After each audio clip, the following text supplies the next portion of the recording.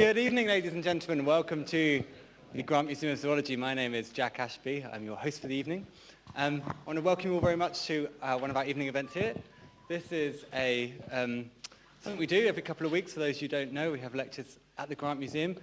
It's especially exciting this term because we are closed at the moment for an exciting relocation across the road. So in March 2011, we'll be opening in the Rockefeller building, which is a few tens of meters further north up Gower Street. It's a fairly bigger space, and we'll be doing exciting things in there. But we're keeping you interested in us by having our continued program of evening events. Tonight's event, we are very excited to welcome Dr. Henry G., who I'm sure many of you will know is Senior Editor for Biological Sciences for Nature. The way the evening is going to run, Henry's going to talk for about 30 minutes, and we'll have about 30 minutes questions, so do keep your thinking caps on. Other things you might want to know about Henry is he's a prolific writer. He's written several books, including Jacob's Ladder, The Science of Middle-earth, Field Guide to Dinosaurs. He's an extremely prolific blogger. You can check out his blog at The End of the Pier Show. And he writes for BBC Focus magazine. He had an article in The Guardian recently. He's a big, very influential chap in the world of science. And I'd like you to join me in welcoming here tonight. Thank you. It's on. Oh, yes, it's on. Can you hear me at the back? No? Good. Right. Apparently this is being filmed, but it's going to be edited, so they're going to take out the rude parts. What I'm going to do, as Jack said, I'm going to talk for a bit and encourage questions. When I come and talk about nature, everyone is dying to ask about particular things, usually coded versions of why did you reject my manuscript? But please interrupt at any time, and I'm going to keep talking until I run out of breath, and then we can have a general chat. I'm always changing the title of this thing. It was Inside Nature and still is, but a lot of what it is what I think about when I think about manuscripts. I spend a lot of my time saying no to people. This will become evident. Also, I'm trying out my laptop, my new iPad. It's very nice. I live in Norfolk, and even in Norfolk, believe it or not, there is an Apple store in Norwich, and me and my family go and worship at the altar of St. Steve of Jobs. And now at home, my wife has an iPad too. I bought it for our anniversary, and she bought me a Norwich City season ticket, so everyone was happy. Also, another thing is on the keynote presentation. Now, I swear Apple isn't paying me for this. You can put Keynote there, presentation software, on your iPad for £5.99, and it has a laser pointer. This is it. So I'm going to see if this works. Sometimes it doesn't. It says touch and hold. Do not press this button again. Oh, there it is. I think you can do that. Isn't that amazing? I spent hours and hours just doing this. It's just fascinating. Anyway, on with the show. Now, when most people think about nature, they think of this. Oh, well, I'm going to try this again. Yeah, there it is. It's amazing. This is a black box. Now, scientists spend years and years working out their particular problem and spending more hours than is good for them in the laboratory or in the museum or wherever, working on their particular problem. They sweat and strain all the hours that there are, and some that aren't, writing their manuscript up and send it to Nature, and mostly they get a very bland letter saying, no, thank you. And of course, this causes a great deal of gnashing and wailing of gnashing of teeth. We had some teeth earlier, didn't we? Oh, that's one of Jack's slides. There was a rabbit, wasn't it? Something like that. But rabbits generally don't send manuscripts to Nature. Well, not that I know of. Yes, you must pull me back onto the subject. Actually, I do digress rather a lot. Digression is one of my worst faults. But, sometimes I might just stop, so just shout at me or Really, I need someone with a balloon on a stick to go behind me, like all of us scientists and science journalists, we're all borderline Aspergic, so we tend to wander off. So one of my jobs at Nature is to go out to talk to people about nature, because people are actually surprised that there are human beings or humanoid things that work at Nature. It's not just some strange secret organisation, although I do like to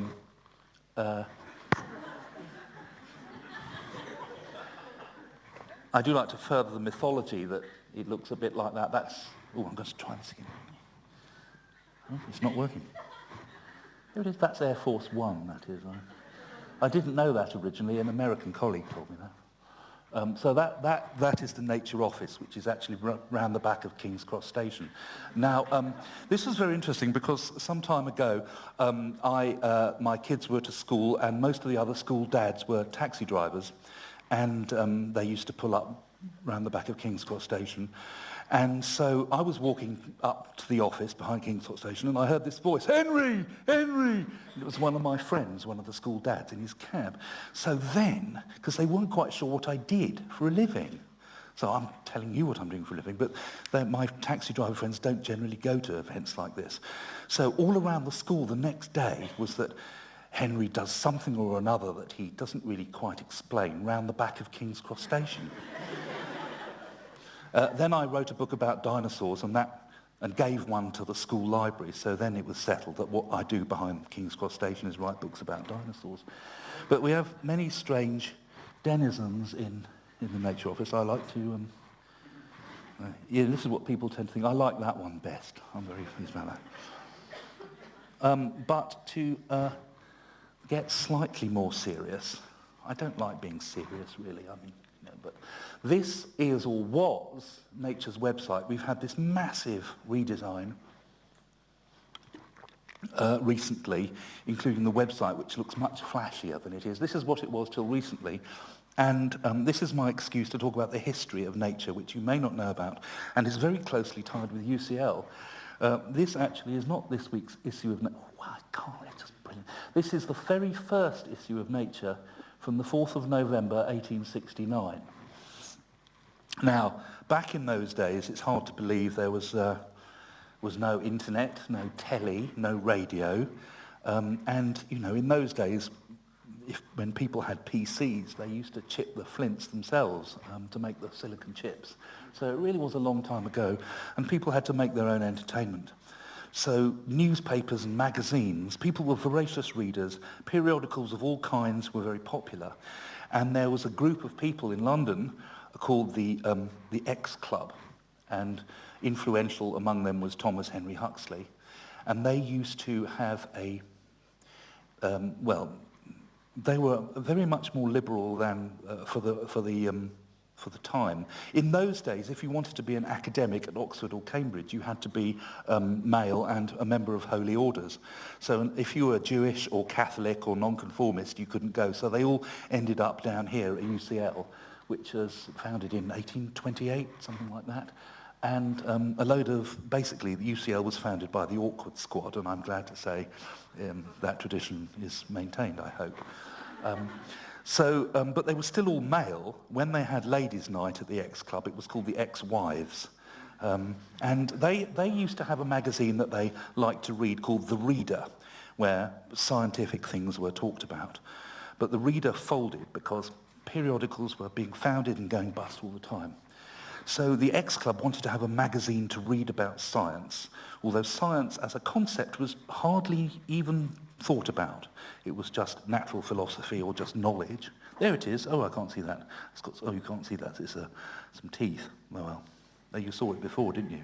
If I move this... No, I'm not going to. I might knock the thing over. Ugh. Oh. So they persuaded a friend of theirs, the X Club, called Alexander Macmillan, who was a publisher, to produce this magazine called Nature for them, and as a news magazine. Alexander Macmillan was very generous, and he had very deep pockets. Nature took at least 10 years before it turned a penny of profit. They you'd never do it these days. And it was just a chatty news magazine. If you look at these early copies of Nature, it's arranged in a kind of random way. There's articles and letters. Darwin used to write in and tell people what his bees were doing in his garden, and there used to be little chatty news items that would say in 1 week, we're sad to say that Professor Helmholtz has gone into hospital, and the next week they'd say, we're pleased to say that Professor Helmholtz has come out of hospital. And that was the news. So that's how Nature worked until relatively recently, actually. Now, it said in the blurb, I wouldn't believe anything you read in the blurb, and I don't believe anything you read in the papers at all, that I came on a 3-month contract in 1987, and I'm still there. That's actually true, even though you have to take it from me. I joined as a junior news reporter, having failed to be an assistant editor. I was a paleontologist, and they gave me, as a sub-editing test, a manuscript on messenger RNA processing, which I knew from nothing. So I did this, and then I got a call from John Maddox, who was, some of you may remember, was the former editor of Nature, who died last year, the year before. And he said, you haven't got this job, but can you write? I said, yes. I mean, what do you say? You don't say no. But then he said, okay, send me something you've written. Now, that was the hard part. I had written an article for New Scientist that had got spiked, so it never actually appeared. And I'd written a Motorhead review for Cantab in Cambridge. I didn't send him that one. I sent him the one that had got spiked. So nothing happened for ages. And I was writing up my PhD in Cambridge. And then, to cut a long story short, I got a call at 10 o'clock in the morning on the 8th of December, 1987. I remember it well. The phone rang down in the basement of the Zoology Museum in Cambridge, and the technician took it and said, it's for you, it's the editor of Nature. And I go, and he said, I'm offering you a job. And I said, when does it start? Thinking after Christmas or in the spring. He said, oh, Monday at 9:30. So I disengage myself from Cambridge in a hurry and turn up in London on Monday at 9:30. And I say, okay, what do I do? They give me a desk with a phone and a typewriter. There were no computers. And I said, what do I do? They said, oh, we just want you to write this news story about radiological protection guidelines. Ah, they said, when do you want it? Oh, no hurry, noon. That'll be fine. And so I've been there ever since, although I've done a lot of things at Nature's, but now I'm very much in the back half. That is, I look at manuscripts in paleontology, evolution, what I call real biology, as opposed to all this molecular stuff, which involves colourless transferring very small quantities of colourless liquid from one tube to another and back again. I've tried very hard to understand this. Mind you, I've just accepted a manuscript with microarrays in it. If anybody knows what they are, talk to me afterwards. Oh yes, we have a number of people. Basically, the editorial team, there are about 20 of us distributed in various offices around the world. These are what the physicists look like. These are the biologists. One of my colleagues, who's now the editor of our new journal, Nature Communications, which I'm bound to plug, it's very nice, Nature Communications. She is a keen fan of Kill Bill, and we did toy with the idea that we should call the biology team the Deadly Viper Assassination Squad, but I don't think it would catch on. So I could show you lots of boring pictures of the office and people having meetings. I mean, people are terribly underwhelmed when they come to the building. I mean, maybe we should promote our mystique. So this is basically a weekly editorial meeting. So as I said, there are about 20 of us editors around the world. The head office is still in London, even after all this time, although most of our traffic is with the United States and increasingly countries such as China. I think we should have a Beijing office, actually. I'd go there myself. I went to China for the first time in May, and I thought it was wonderful. I had a great time. So, what do we do? Now, this is as much an adventure for you as me, because this thing doesn't show me the slide that's coming next, and I've rather forgotten. So let's just see, shall we? Oh, by the way, you can interrupt at any time. I see you're all hypnotized. This is not the paleontologist you're looking for. Oh yes, this is what we do, manuscripts. Now, Manuscripts used to look like that when I joined. Believe it or not, people used to send their manuscripts printed on bits of dead tree, triplicated, and they would post it to our office. And if we sent them to referee, we wouldn't ask people first about refereeing. We'd just send it to them in the hope that they would get refereed. And amazingly, they did. That's still amazing that people referee manuscripts, actually. I did get a very, very bulky manuscript from some strange person in America. He was talking about the secondary sexual characteristics of human beings, and he supported his evidence with 3 very lurid copies of Playboy. Four, one for the office and one for each referee, because, you know, I sent them all back. I didn't keep any of them. So manuscripts, this is what we do. Here are some of my favourite things. I was a paleontologist in Cambridge. I did my degree in Leeds in zoology and genetics. I started off doing zoology and biochemistry, but biochemistry seemed to be a bit like bad cookery that you couldn't eat the results of, and the people had more interesting discussions in the genetics coffee room, so I moved to there. And after that, I decided I'd be a paleontologist, which is, of course, completely mad, and still is. But having said that, I've been in the right place at the right time, because in my time at Nature, paleontology has just exploded. There's so many things that have happened, particularly from China. When I joined Nature, Chinese papers in paleontology from China could be numbered on the fingers of one thumb, and they were usually extremely poor. Now I'm flooded with papers in paleontology from China, and a lot of them are the best in the world. And so I've been very lucky that on my watch, I've had I've seen the first feathered dinosaurs coming from China. And here are some of my favourites that we've been pleased to publish. And those are some other weird creatures in China. Oh, here's some hominids, not from China. And some other bits and pieces. Oh, no, don't see that. That's too frightening. An interesting thing about being an editor at Nature is you don't get to see the research. It's a very interesting thing about science, is people send you manuscripts, of course now they come electronically, but you take whatever they do say on trust. Another thing that amazes me is the whole scientific edifice is based on trust. You assume that what you are being told is true. Now, of course, the world is full of people who are fraudulent or just downright mistaken or plagiarised things. But in general, we have to assume that what people send us is sent in good faith. If you don't, that way madness lies. But I could talk about that again. But there's so many ways and so many digressions I could do this talk. This is why, if you have a question to ask, you should just stop me and interrupt at any time. So here are some of the things I've looked at over the time. Now, of course, I've talked about what people think of editors, but this is actually this is Dr. No. I have a doctorate, and most of the time I say no. I joke with people and say, what do I do for a living? I say, I ruin people's tenure prospects, which is very sad. And but, of course, the reality is a lot more frightening.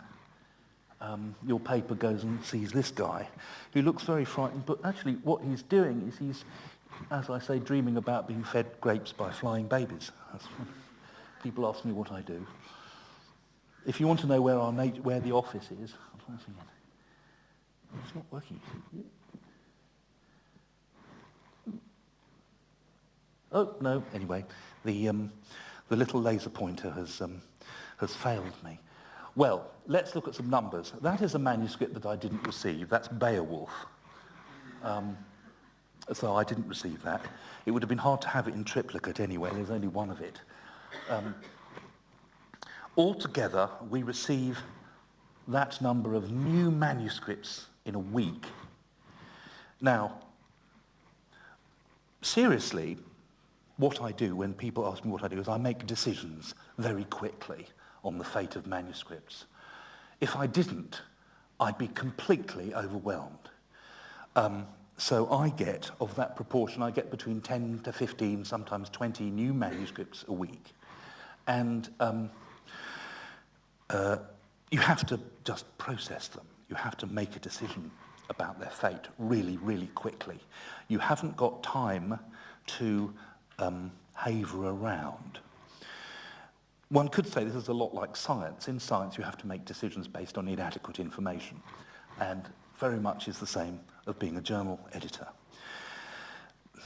Now, when we had manuscripts were submitted by post, and we rejected it, we would just write, reject this manuscript on it, and we went to a pool of typists, and they would type the letters and send them out. And I remember when I was a fairly new editor, I'd make that decision, and then I used to go home and worry about it all night and get to the office really early before anyone else arrived and pull that thing out of the tray and think again. You can't afford to do that. I did have a colleague who was a very distinguished scientist in her own field who thought far too deeply about manuscripts. They used to pile up around her desk until she was completely surrounded by towers of unread manuscripts. And then she disappeared. We never saw her again. I think she just vanished. So I can talk more about this. I'm really providing bullet points for what you should look at. So somebody said to me recently, what size bullets should you use? And you say NATO 0.75 millimeter ones. Now, we publish that number of manuscripts approximately. So as you can see, the rejection rate is very, very severe. Well, that's the acceptance rate. It's about 5%. I'm in serious trouble this year because I've accepted far too many manuscripts. That sometimes happens. It's very hard to keep to that level. What we can't do, and I will advocate this when people running journals have asked me, we're getting too many manuscripts, shall I increase the pagination? Shall we actually print more manuscripts and increase the number of pages? It's easy to do, for example, with an online journal these days. And I say, no, you mustn't increase the pagination. You've got to keep the pagination quite tight. And the best position to be in is to be rejecting good papers. It sounds really daft, but if you keep expanding the pagination to just put in the papers you like, eventually the journal will expand and expand and expand, and it will be full of substandard stuff, and people won't be able to find the good stuff anymore. Now, that's not as true as it used to be, because now people who are scientists don't read journals to cover, they just look for the articles they want. But still we have that, so that's grown. From that, there are new models of publishing, such as the Public Library of Science and indeed Nature Communications, which are volume publishers. They will publish things that will be reviewed, and they're pretty good, but they're not necessarily whizzy or the best in the world or particularly noteworthy. So this is what we do. Who decides what gets published? Well, we do. Now, this is a rather interesting thing and is very contentious. My colleagues and I reject 4 in 5 manuscripts we receive straight off without taking any advice about them. Now, mostly when I reject a manuscript, I don't do it on my own recognizance. I do have a good sense of what makes a Nature manuscript now. So physically, what you do is you get a manuscript into your electronic inbox and you read it, or you read just enough to know what's going to happen to it. The problem is when you've been doing it long enough, you kind of know instinctively what makes a good manuscript and what doesn't. And when people say, do you actually read all the manuscripts you get? No, I don't. I can't. I haven't got the time. You read it enough to know whether it's going to be a contender. So what I do when I get a new manuscript, I read the following. I read the covering letter, which is usually extremely interesting. It tells you a great deal about, it's like a handshake. You think it's not very essential. People ask me, is it essential? But it's not essential, but when I get a manuscript without a covering letter, I feel somehow lost. I don't feel It doesn't feel quite right. It looks a bit like, you know, one of those dreams where you rush out with no clothes on and nobody seems to mind except you, and you know, you just reflect. Is it just me who has dreams like that? And I read the manuscript, particularly the first paragraph, and if it looks interesting, I just keep reading. If it doesn't look interesting, I stop. I always look at the references, which are very revealing, and the figures. If you haven't got a good idea by then you kind of a problem. But what I generally do to resolve problems is I have my colleagues, I have my fellow editors, and we circulate stuff to each other. In the old days, we used to actually sit together and talk about them. But of course, we don't do that anymore. We just email each other. And we usually receive a consensus. This is particularly useful when there are fields that I'm particularly enthusiastic about. I get a manuscript on something that really interests me, and what I'm looking for is some perspective from my colleagues who may not be as enthusiastic about the history of knitting in Ruritania or whatever it is. And they will decide whether this is a Nature paper or should really go to a specialist journal, which I might read anyway because I'm interested in that subject. So we get a certain amount of perspective. Now, another problem we have is when each editor gets a portfolio of manuscripts in a lot of areas in which they have no direct knowledge as a scientist. Now, when I did my PhD, it was a paleontology project. It was all about how to tell the difference between cows and bison from bones. Now, if I'd had £1 for every time people have asked me how you tell the difference between a bison and a buffalo, you can't wash your hands in a buffalo, I would have £874. But it wasn't about that. But I have handled maybe tens of thousands of manuscripts, and none of them have been about how to tell the difference between bisons and cows, surprisingly enough. I did publish one paper on this in a specialty journal, which I don't think has ever been cited. It might have been cited once, but then they probably didn't believe it. It's a great thing about citations. You can publish a controversial paper and you get millions of citations, and when you look at them, they're always saying this paper is wrong. It's great. Love it. I'm a journalist, really. I like stirring up controversy. I didn't say that, did I? You can edit that bit out of the podcast. So I handle manuscripts in a huge variety of areas. I looked at manuscripts just today on the control of development, the genetic control of development using microarrays, and I've looked at manuscripts today that look at the mineralogy of the very earliest sedimentary rocks. I get to see and advise manuscripts on biotic consequences or biotic responses to climate change. I get manuscripts on archaeology, and of course there's the usual new dinosaur, what I call ADAD papers, ADAD, another day, another dinosaur. And so there's a wide range of topics, and people will say, how dare you reject my manuscript on such and such, you're not even qualified in this field. Well, there is some benefit in not distraction, that's just what I'm usually suffering from. Detachment, that's the word. You can usually tell whether a manuscript is novel, exciting, something you want to read about, in the paper without necessarily being a specialist. So all of my colleagues and I, we were all once scientists, but now we are kind of journalists as well. And what scientists are, they have a very, very, very deep knowledge of a very, very tiny aspect of the world. Journalists have very shallow knowledge of a very wide-ranging things. Journalists are very curious people, and they will know if this manuscript has general appeal. It might look at some tiny, tiny system, but it could be generalized and explain something more, it could have a more multidisciplinary focus. What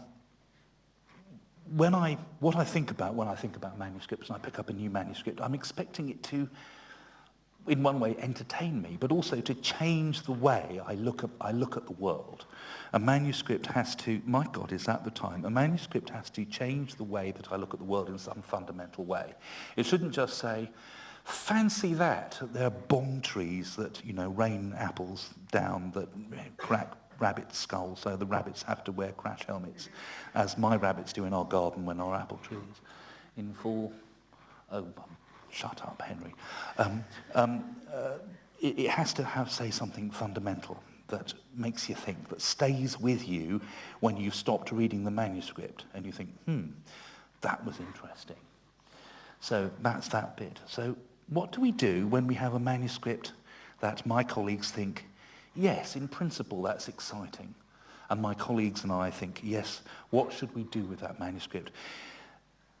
For the rest, there's peer review. Now, in the old days, I should explain this for those who can't see it. This is the very famous picture of the, I'm going to try this again.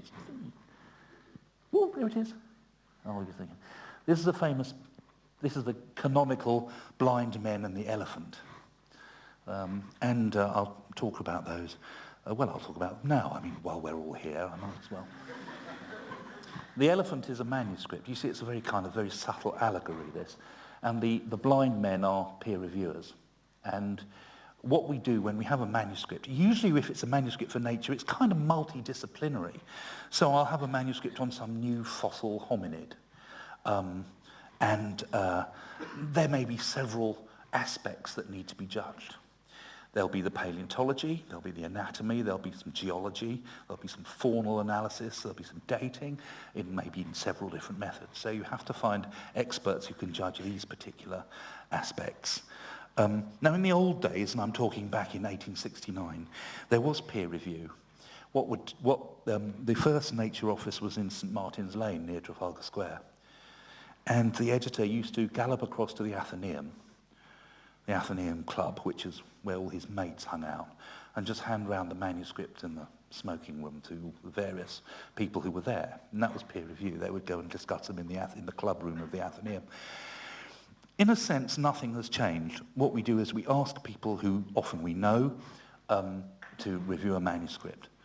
And they will each, like the blind men, give their own particular take on the manuscript based on their own expertise. And in this pursue this analogy further, that's me. I have to sort of put it all together at the end. Now, some people will ask, how do you choose referees? Well, there is no let or hindrance about us choosing referees. Every editor who comes into Nature will bring their own address book with them. And we say to new editors, one of the hardest jobs you have to do is to reject manuscripts from your friends and reject manuscripts from your PhD supervisor, who will no doubt say, well, young Fred has just joined Nature. I'll send my manuscript to Nature. He's bound to take it. So there's a great deal of that. So, of course, when we come, as we are only human, or at least have the appearance of being human, it's a marsupial mole, I think. I keep being shown all these wonderful things here. You can't see them, about what the Grant Museum is doing. I'll turn my back on that. So editors are only human and tend to bring their expertise with them, and referees, believe it or not, are only human as well. And that actually pertains a great deal to the way we work. So we will know our referees. We will know their likes and dislikes. Quite often we'll know them personally. And this is very, very useful, because what referees will do is send a referee's report in. And part of the job of an editor is not just reading the lines written by the referees, but reading them between them at the time. If you know the referees, you'll know that Professor Grumpy it always says miserable things about manuscripts that she gets. And so if Professor Grumpy says, it's not bad, you usually think this is actually really good. Sometimes we get reports from Professor Happy. And Professor Happy will say, this is the most exciting manuscript I've read all year. It should be immediately publishable in Nature, provided that they answer these following 37 actually quite fatal problems to the manuscript. And so I would reject the report based on that manuscript, and the author will come back and say, what do you mean you rejected it? This person said it was the best thing they'd read all year, So, you have to kind of interpret these things. And when the referees come in, we discuss them again, and based on the expertise and knowledge, and we make a preliminary decision about what to do. Sometimes, I've been there long enough to see maybe a generation of young graduate students turn into professors and have their own doctors and postdocs. And, sometimes there was one occasion with a colleague of mine who was fairly brazen, who was chasing up a report from a referee and learned from his tearful secretary that the professor had just died on the phone. And my colleague said, well, I suppose there's no chance we'll get that. Did he actually type the referee's report before he died then? I don't know what the answer was or if he got it. So we're fairly tenacious. But what happens with in people's careers, people move up the academic ladder, and then they're less involved with the day-to-day research. They're more going to boring meetings and being administrative. So they will say, I'm terribly sorry, I can't look at this because I'm in a boring meeting. Why don't you try my new postdoc who's working on exactly this field and is really hot? So then we will send it to the new postdoc. Now, the great thing about getting young people in is you have a lot of fresh virgin blood to suck. No, I'm not sure. It's that the younger people are actually working on the coalface of research, and also they're they're not backward in coming forward. It's a good thing to have anonymous peer review, so you can have somebody who's actually working at it being very candid. Hello up there. Hello. And smile, you're on telly. So they can come and be very critical about it. Now, whereas more seasoned, I should say more wise scientists will be a little more circumspect with the way they say things. So we tend to have a kind of mixture of people. Another great thing about peer review, it's very rare that a manuscript is accepted on one round of review. If a manuscript is, because there's usually things that need to be done. If a manuscript is rejected after one round of review, that happens more often, but usually I think I've done my job badly. It means I've wasted people's time on a manuscript that I thought was nice, but is really a turkey. And if I'd have done my job properly and made decisions earlier, it could have been rejected, and the author will go away and cry for a bit and then send it to Science, and then Science will publish it and everyone will be happy. Presumably it works the other way around, but I don't like to talk about that.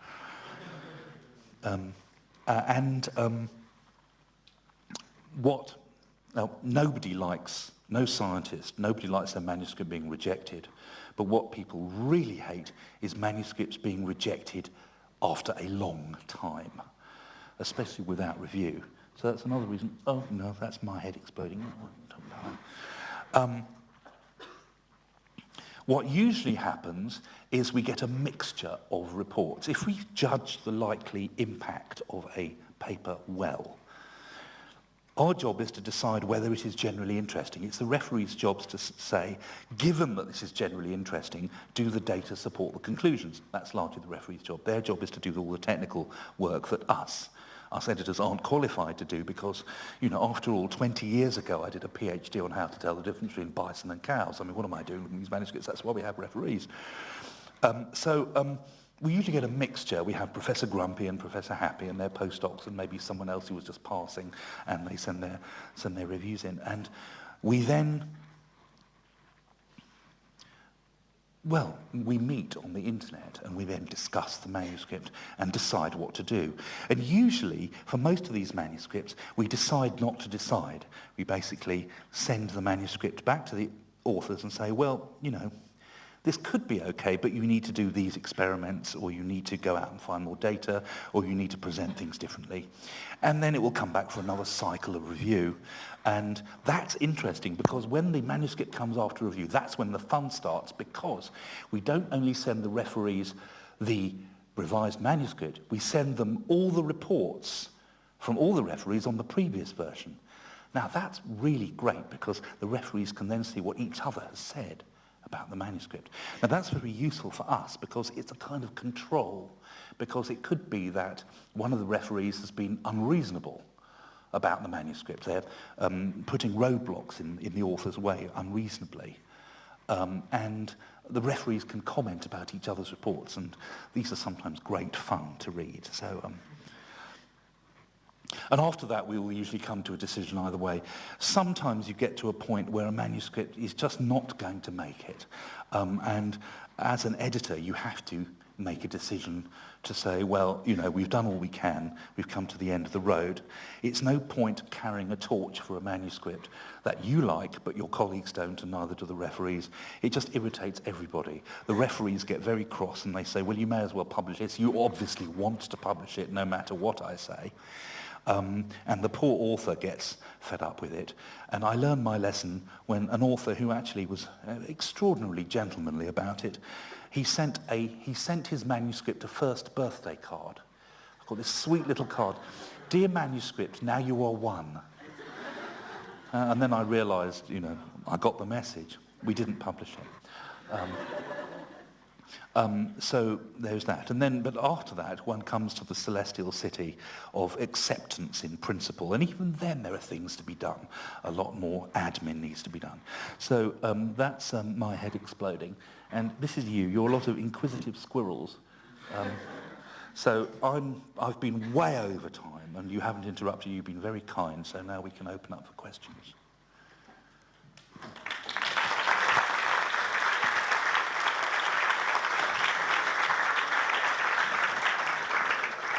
Thank you, Henry, for a fascinating and very amusing talk there.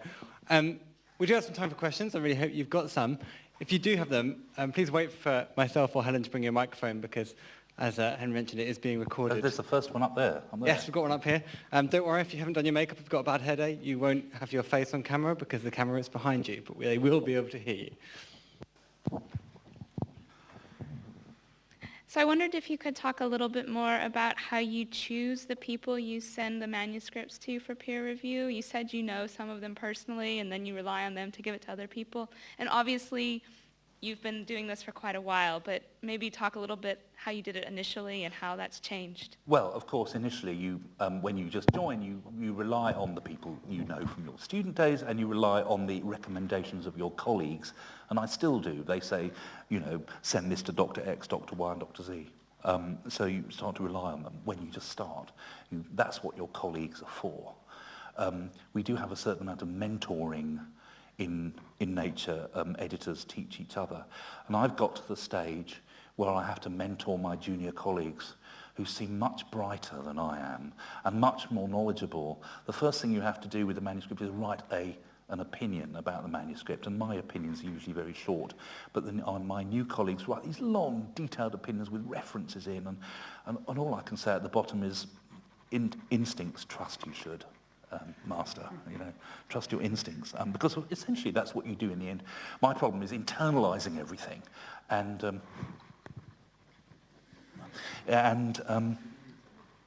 so it's very hard. I get a feeling about a manuscript and say, I don't like this very much. So the difficult part is actually putting this into rational words. But how do we choose things? It's largely based on experience, on the experience of colleagues. One important thing I do in my job is I travel quite a bit to conferences and to visit labs to get to know people. The best way to get to know scientists is to meet them in the place that they work, which is great. But of course that's very time consuming, so one of the things I do is I go to a lot of conferences, and people ask me what I do at conferences, and I say, what do I do at conferences? I hang around in bars, basically, because that's where all the real science is done. You know, one does go to all the presentations, and these are very nice, but you can be stuck in a presentation that you thought was going to be really interesting, but it's not, it's really dull, and that's what, you know, hi Frank, didn't see that. That's maybe, you know, half an hour wasted. And so it's supposed to be circulating. All the real science gets done in the corridors, in the coffee bars, in the bars, in the pub. And so that's where I meet people, we talk about manuscripts, we talk about manuscripts that are ongoing, people come and pitch me manuscripts. It's a bit like a trade fair. And that's how I get to meet people. It's so much even in this day of rapid instant communication.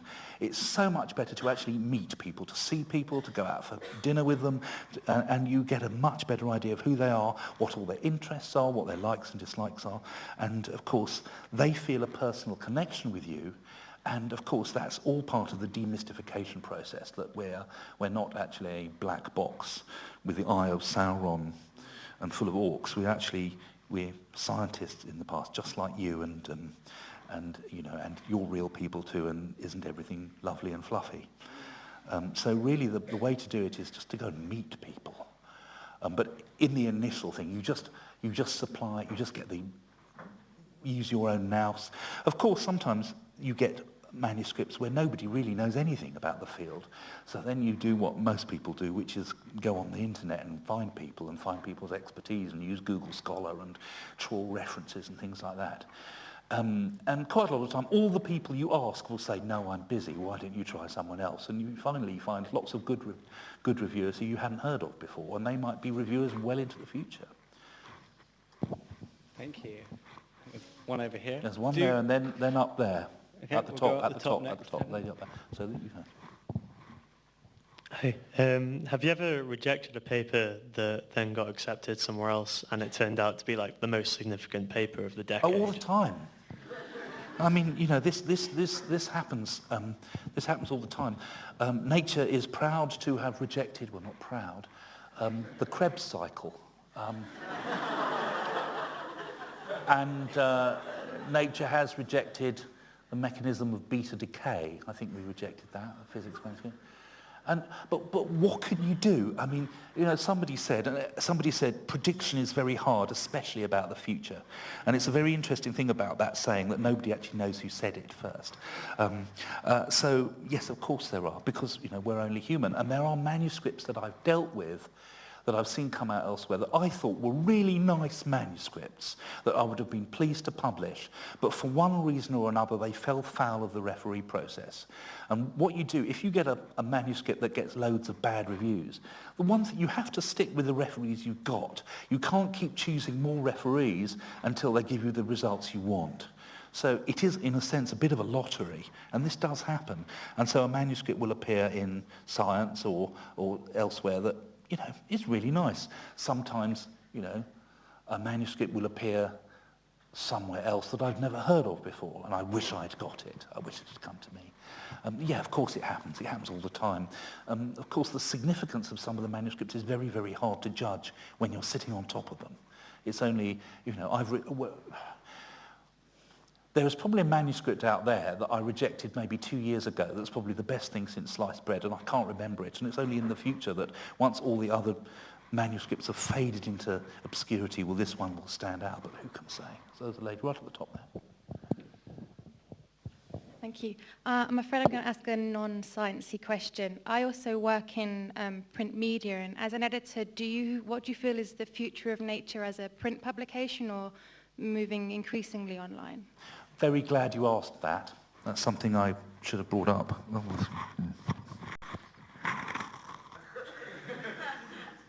If you listen very closely, you can hear the sea. When I joined Nature, my job was to muck out the Brontosaurus and take it for a walk around the block. When I joined Nature, there was just Nature, the print magazine, and it had a circulation of between 50 and 60,000 copies a week. What do you think the print circulation of Nature is now? Any suggestions? The print circulation. It's between 50 and 60,000 copies a week. It's exactly the same as it was. But of course now it gets to 10 million desktops in universities and museums and institutions through site licensing. So our marketing people will bear their fangs. Sorry, they will go and talk to librarians and say, for a huge amount of money, you can get an online subscription to Nature and other journals in our group, and it all depends on how many end users there are in the university system. So most people will see Nature for free online, and they will use it in a different way. They will tend to just pick out the bits they want. However, I think there will always be a place for Nature as a print magazine, and since I've been there, there's been a progressive expansion in the amount of journalism as opposed to just science in Nature, until it's now big and featurey, and that is a very expensive thing to do. Journalism is expensive. Science is cheap. People send us their stuff for nothing, and we get it reviewed for nothing, and then we just print it. And if it's online, you can do that for nothing as well, if you have a tame IT person that you've house-trained. But print is expensive. It's expensive to make, it's expensive to distribute. Will we always have a print magazine? Who can say? As I said, you can't predict the future. But people like it. They like to have something to read on their coffee table or in the loo or on the train. Now, increasingly with mobile communications and my favourite robot secretary here, you can get the experience of print on a reader or something. So who can say? But it's something that has been happening for as long as I'm beginning to ramble now. But here's an interesting fact. Newspaper subscriptions have been declining and declining and declining for as long as I can remember. So print, there will be a time when print will be a niche market in the way that the web used to be. I think that's all I can really say, because I'm just a bottom feeder in this game, and the people who make decisions are up there in the photic zone somewhere, raining down their denizens and corpses on us today. So there was a lady right at the top there. I've got one here first. We've got about 7 minutes left, Henry. Yeah, I've got one up here. I've already said one up here. I've given a guy a nod over here. He can be next. We've got next up there. Oh. So one of my favourite sections of Nature is research highlights, and I often wonder how much of that is composed of papers you rejected that you wish you'd taken, or papers that you'd wish you'd got to see. Very little. The universe of science publishing is enormous. Quite often, well, not quite often, I don't really know. What happens with research highlights is we trawl the contents pages of lots of journals, and we find things that are kind of fun or interesting that we might never have heard of. And we will give them to the research highlights editor and say, hey, do a little piece about this, especially if you can get a picture. The research highlights editor will also be trawling the press releases, the pages of Science and PNAS and lots of other journals, and send to us to say, what do we think about that? Now, sometimes it will turn out these are papers we've rejected. But, we could say, well, you could do this, but it was rejected on 3 absolute stinkers of referees' reports. So perhaps we should stay away from it. But of course, in the time it's been away, it could have been improved greatly. So as for me, I don't really mind. I will say, yes, something was a Nature reject, but hey, it's quite fun, and it's an interesting story, and it's only a 150-word squib with a nice picture. So here is a statistic I'm not supposed to tell anybody, so shh, keep it to yourselves. About half of the papers that in my area that are published in Science have been across my desk. It's been consistently half for as long as I've been keeping a record of this, which is about 10 years or so. Now, of course, I don't know the opposite statistic unless I get a referee who says what they shouldn't do because it's supposed to be confidential. Well, I saw this before when it was submitted to Science or to another journal. Or sometimes people don't really reformat their covering letter saying, Dear Editor of Science, here's a... So we only get these little dribblings. People submit all the time to different things. So there was that lady up there. Thank you. I got 2 questions. The first one is, can you give some suggestions for us, like how to write a good cover letter, just in terms of your cover letter and the first paragraph of the paper? And the second question is, I got a kind of personal impression that sometimes with science, it has some articles which are really actually being very famous, but actually being faked articles. But I rarely see that in Nature. Sorry, I didn't really catch. What did you say about the second question? I used to read. I know there's sometimes, occasionally, there's articles that are published in Science, but actually are faked. The data are fake. The data. Yeah. There's one, I think, in 2000. around in 2000 sometime, it's a paper about stem cells published by a Korean scientist about stem cells in Science, and then actually it turned out it's a faked paper. The data all faked. Yes, oh, I know the one, yeah. Yeah, but I rarely see these kind of faked papers, you know, such kind of things happen to Nature. Oh, I'm very glad about that. Yeah, I'm just wondering how does you kind of There are two questions. We're running out of time, but I will try and address them. When you're writing a covering letter, the main thing is to relax and just write short and sweet. Here is my paper. This is what it's about. Now, useful things in covering letters. We actually give quite a lot of detailed instructions on our website. Somewhere in the forest of pages of our guide to authors is details of how to do this.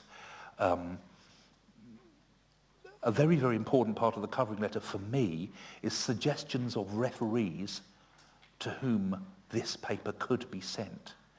Now, that's always incredibly useful, particularly if it's a field I don't know particularly well, and they will suggest referees. We do not feel ourselves bound to honour that. However, what we do look at carefully is a list of referees who the author thinks we shouldn't send the manuscript to. Now, you know, we have to take a line here. I mean, sometimes we get, well, there was one case where somebody said, do not send this manuscript to anybody in North America. So we said, well, you know, can you be a bit more specific? And they said yes, and it turned out to be one particular person. Now, we don't mind why you exclude a person, but, you know, science is a human endeavour, and there are lots of rivalries and, you know, antipathies. So that's always an extremely important thing. But I think in the general, the covering letter is really a kind of handshake, because you have been immersed in your research for years. You know everything about it. You know the ins and outs. I have never seen it before. I know nothing about it, and I've never met you. So it's good to have some kind of introduction to, this is me and this is my research. So as for the second question, well, you know, when I see a paper that has had a lot of publicity that's had to be retracted, or there's been some problems about it, I don't put myself in the Costa del Schadenfreude and say, you know, I say, there but the grace of God go I. Because, goodness me, as I say, we take all these things on trust. There isn't time to go into one particular story I have about how I was very nearly fooled by something and saved by a sharp-eyed picture editor from a rather embarrassing manuscript that had fooled everyone, including the referees. We have had our retractions. There was a physicist, a young German physicist who did a lot of work on high-temperature superconductors or something, who had a slew of papers in all sorts of journals, including Nature, that all had to be messily retracted. So these things do happen. Now, sad to say, we now have automated mechanisms to judge plagiarism, which we never used to do. And those of my colleagues who look at more molecular things look very carefully at gel bands to see how much they have been photoshopped. So the question, so there is a line that we're always discussing. Where is the line between honest image manipulation and fraud? Now, it's something that makes as editors, it makes our blood go cold. We don't care about rejecting manuscripts, but we do worry about fraud. And we're not in this business to be policemen. And the whole of science is based on trust. I think it's actually amazing how little there is that we're aware of. It could, maybe it is, maybe it's full of it. Who knows? But then that way madness lies. Have we got any time for one more? If you'd like. Can I do more? Johnny Be Good before we close? Please. Yeah, there's one. Oh, that one.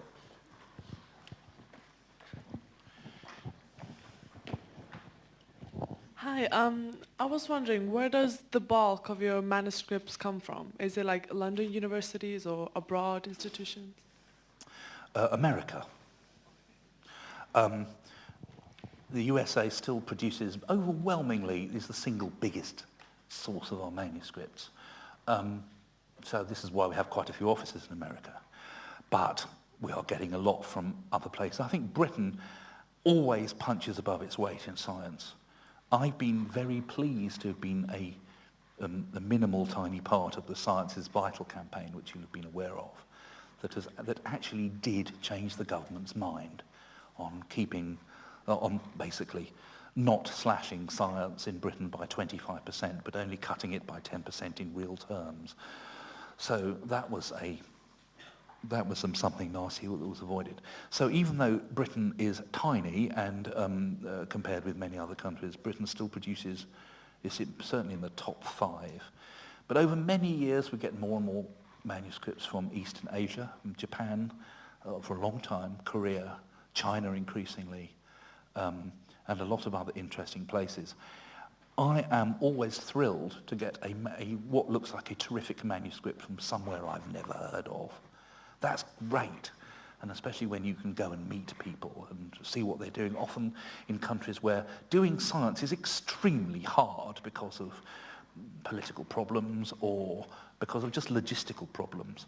I mean, I went to Mexico in 1994 to do a feature on science in Mexico, and there was some world-class molecular biology going on in Mexico, but the efforts they had to go to just to get reagents that weren't held up in customs sheds because the customs men didn't know what they were, and by the time they'd got them, they'd all gone off. Okay, I'm afraid that is all we've got time for. I've got 4 very important things to say before you all rush off. The first is thank you very much for coming today and for your questions also. The secondly, very important, we'll be very grateful if you could fill out your evaluation forms and hand them to Helen on your way out. These help us plan our events, but also they help us justify our existence, so please do fill those out. Third thing is, I hope very much to see you back on the 17th of November in a different lecture theatre, the Cruciform Lecture Theatre, for our annual grant lecture with Professor Steve Jones from here at UCL. And last and most importantly, I hope you will join me in thanking Dr. Henry G. For his talk today.